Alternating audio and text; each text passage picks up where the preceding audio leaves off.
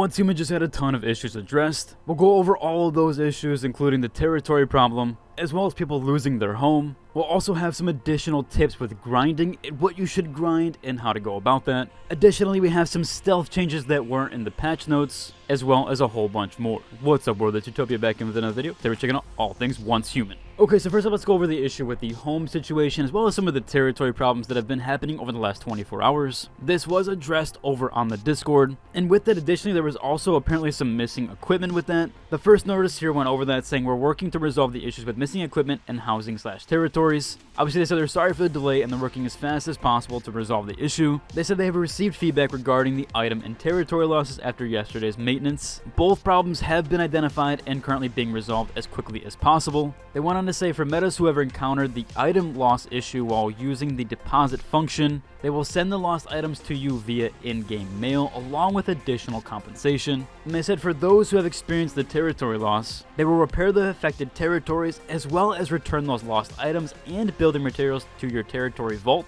Again, if you don't know how to access your territory vault, you do head up to the middle section thing there. That's a little device, basically where your territory gets placed, and you do hit the G key. That will then open the territory vault. If you ever have anything destroyed in your base like a storage unit and you can't find your items, that's where it will be. This will definitely be or occur at least during those infiltrations, or at least when extracting the cortexes for that stardust as well as that star chrome. They went on to say that you can check for the returned items there, and of course, additionally, they'll provide extra compensation to those that were affected. They apologize for the inconvenience and they extend the gratitude to everyone. Obviously, they appreciate the help identifying those problems there, and of course, I'll keep you guys updated when they do apply that full fix there. It does seem like some people are getting their stuff back. Again, when that full fix is applied and everything is there, I will let you guys know. We also have a brand new event that just got posted. So the Discord server did, of course, hit 500,000 users. I did talk about that in the last video, but there is an event with that now. They're inviting everyone to commemorate this milestone. This event will take place from now until July 22nd at 11 a.m. CST. Currently, it seems like they're still setting up the channel for this, but how to participate is you will enter this channel. Again, it currently is named for me no access, but I do believe they're still setting it up.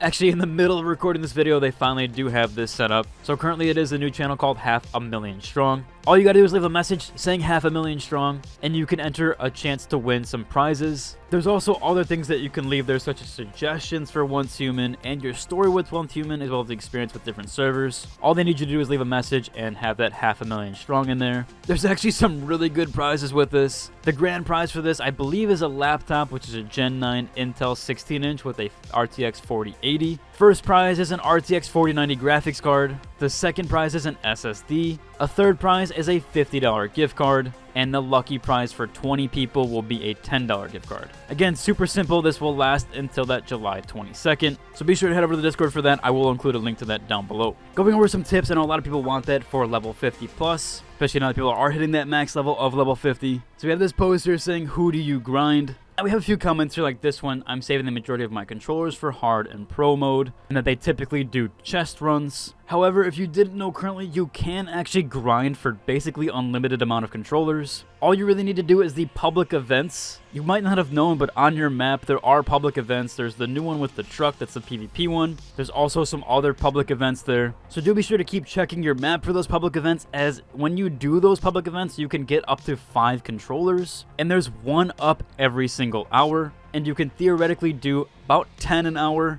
The reason being is there's 10 different worlds and 10 different instances. So be sure to switch between the world instances, and that way you can do up to 50 controllers an hour. You will have to either get it heroic for 3 controllers or legendary for 5. And the way to do that is by completing the optional objectives within their designated time limits. It'll be listed as optional in the top left. Completing the first one will convert it to heroic, and completing the second one will convert it to legendary. So that's kind of how you can grind a ton of controllers, so you shouldn't be afraid on using them, especially if you are farming these public events. They are super worth it, especially for the Sproutlet stuff too. You can use that at the vendors as well as getting legendary mods. So the public events are basically what you should be farming, if anything, as that's going to help you get legendary mods as well as the controllers to use later on. And grinding those up now, especially right before the hard modes and pro modes do get launched, it's just going to be incredibly beneficial for later, and that way you don't have to worry about the grind while everybody else is farming the hard and pro modes. Now I wanted to go over a stealth change that happened with last patch. Again, this wasn't disclosed in the patch notes, and this was just found out by players. So there was something that was really overpowered, or at least it was seemingly so, because you could never repair a non-owned weapon. So this deviant was incredibly overpowered, called the Artisan's Hand. It again essentially allowed you to repair a non-owned weapon. The reason why that was so good is because when you don't have a blueprint, you cannot repair a non-owned weapon. And so you could farm up a legendary item, or a legendary weapon in this case, and then this Artisan's Hand would allow you to have that repaired,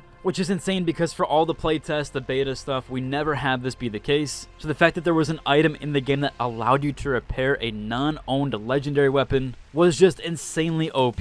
I do see why they kind of nerfed this overall, as it allowed you to essentially infinitely repair that, although this has now been taken away and this does not work in non-owned blueprints. It's still a pretty decent deviant to have. I was trying to farm for this one on some elite bosses, that's mostly what it drops from. It has a seemingly pretty low drop rate, as I never got it after about 40 runs, but now it seems like I'm not going to be focusing that as much, although it is still a really good deviant to have. Again, that was just one of the stealth patches that happened in the last patch recently. They didn't really disclose or talk about that at all, but if you are farming for that, you might want to focus on some other stuff now. We also have this post here about Mega Hive bases. It seems like they did away with the feature, but some people are getting it working. So it seems like you can still have a Mega Hive base where you can do multiple bases attached to each other. The way to do this is actually having to upgrade your territory. You can upgrade your territory from the Memetics menu. However, you can also upgrade your territory by visiting the territory module. You have to head into that menu and then you can upgrade it from there as well. So if you didn't know about that, I didn't know about this for a little while, you actually have to head to that module that's inside your territory. You can then additionally upgrade it from there. That will allow you to merge territories with your hive. You can also do this in a warband, and even someone here commented said that they have 9 bases together. So you can connect all those bases together with your hive, and again, even the warband. Should make farming as well as some other cool stuff there possible. So just a little tip there. I know a lot of people were concerned, or at least worried, or essentially had questions about the hive combination of territories together,